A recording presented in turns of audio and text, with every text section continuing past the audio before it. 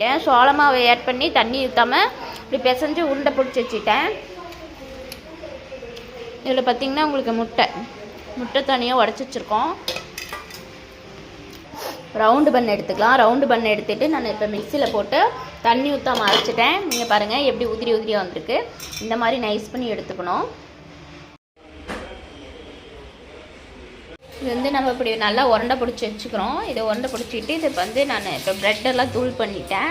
இது நம்ம முட்டையில் இந்த மாதிரி பண்ணிக்கணும். உருண்டை எடுத்து இப்படி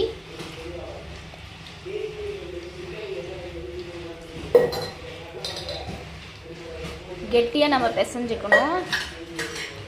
கெட்டியாக பிசைஞ்சிட்டு இப்படி இது பண்ணிக்கணும். இதில் இந்த ப்ரெட்டில் நினச்சி இந்த மாதிரி போட்டு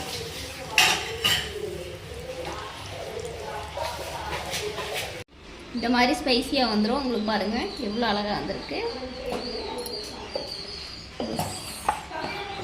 இந்த மாதிரி வரும்.